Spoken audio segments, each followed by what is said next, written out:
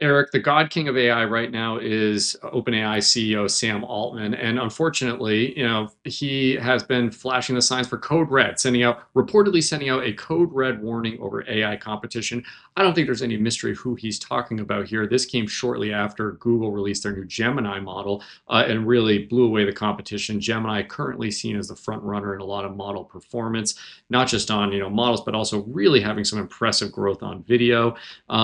It's a company that's striking back right now, and Sam Altman is calling it code red. I think inside OpenAI they've got a couple different coding tiers, and this is the first time he's smashed the button on the red one. What do you make of this? OpenAI has been the front runner, the tentpole of the AI industry. They are responsible for so much future build out. They're signing contracts with Oracle. They're signing contracts with everyone. They're signing contracts with entire nations at this point. What do we make of it that the most important CEO in this space, running the most important company, I would say even more important than Jensen and Nvidia, and there may be one and two and neck, but Sam Altman is certainly right at the top of the list here.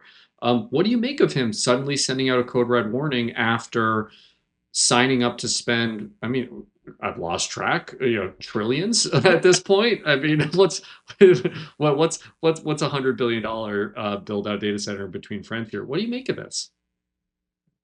Yeah, it's kind of interesting. The code red, definitely dramatic branding. It sounds like some kind of flavor of Mountain Dew or something like that. I think it was. But you know, I think Austin, it was. It was Yeah. it? Discover a sensation as real as the streets. Mountain Dew Code Red.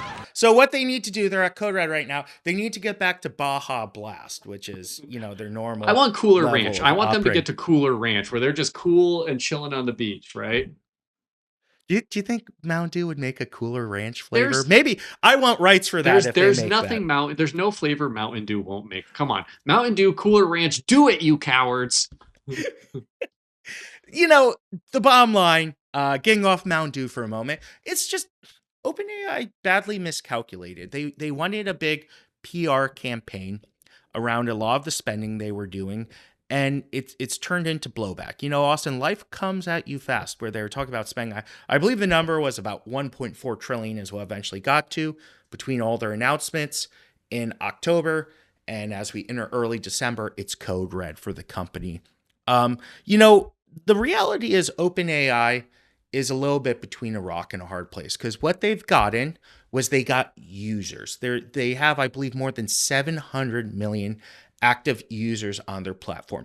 If you get the users on your platform in AI, it can be hugely advantageous, because eventually what you're going to be able to add to that is higher switching costs, right?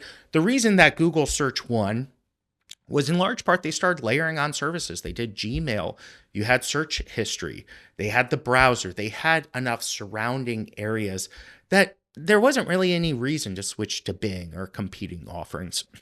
Similarly with AI will have memory that you're going to kind of like the AI models that you're used to.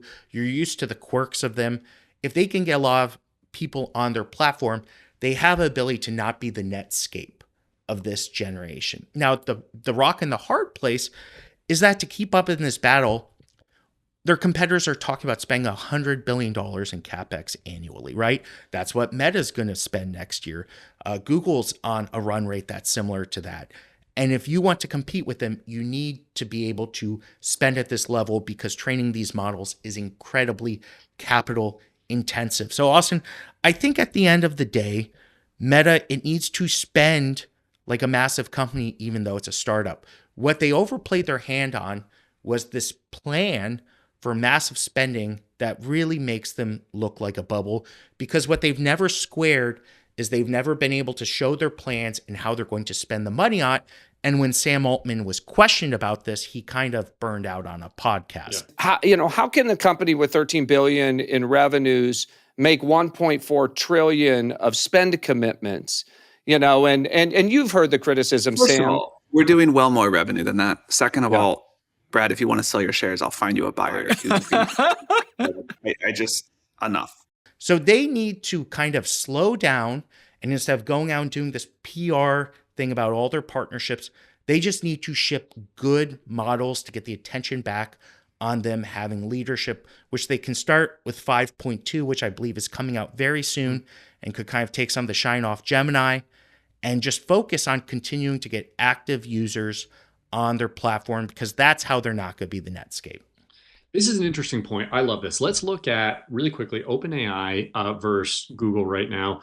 OpenAI, Sam Altman has been on a PR blitz, which he has to be because there is no big operating core business behind it to subsidize the build outs that they need to commit to, right? So he's out there wheeling and dealing, he's shaking hands, he's kissing babies, he's raising money to fund these data centers. Meanwhile, Google quietly cooking, spending tens of billions of dollars, hundreds of billions of dollars on model development and building this out, which they can afford because they have an absolute geyser of cash behind them. Google doesn't need to play the PR game here. Google just gets to take the money that they're generating from their core business and pile it into this. Meanwhile, Sam Altman and OpenAI need to win on models, and they had to play the PR game to go do the build out. Very difficult to do at once, but this allowed OpenAI to catch up in other models. And I'm actually going to take the under on what you said about model stickiness. One of the things that I have seen in our own usage of models, and people around us who use models every day, the switching costs are actually pretty low. People do develop a preference, but I've been surprised at how many people on our team have shifted from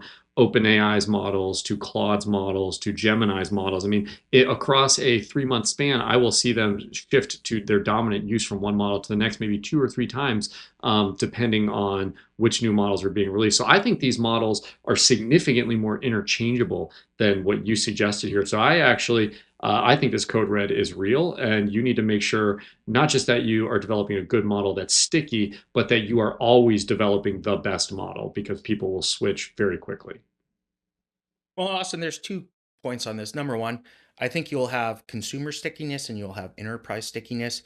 Anthropic, which makes Claude, with a lot less PR than OpenAI, is catching up to them in revenue. It's because they focused on the enterprise side. The enterprise side is going to be very competitive. You might have different dynamics in the consumer set. The second thing is Google, there's game theory here. They don't need to win by getting 50% market share. They can win by getting 25 or 30% market share, because if Google captures 25 or 30 and OpenAI's numbers coming down, that's going to reduce a willingness of investors to keep funding OpenAI and give them capital, which can become a kind of flywheel, a self-perpetuating cycle. So this is what OpenAI has to confront right now, because if their market share is bleeding down throughout the year, but they still have a majority of it, it increases the concept that they are the next Netscape. It limits their access to capital, and it becomes potentially self-perpetuating. So they're in a tough position right now. They're in the lead. They're worth more than $500 billion, but there's no guarantees that they're going to win. In fact, overplaying their hand might have become the cycle that could be their downfall.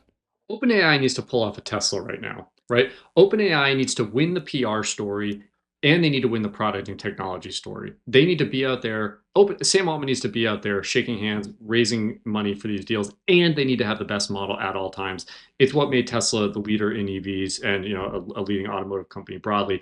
OpenAI right now, it needs to pull off a Tesla, which is ironic because Elon Musk is perhaps the only person who could have pulled that off that we've seen in recent history at Tesla. And he famously is at odds with Sam Altman over OpenAI and the founding of the company and his initial investment in it. Right now, I actually feel like OpenAI needs Elon Musk.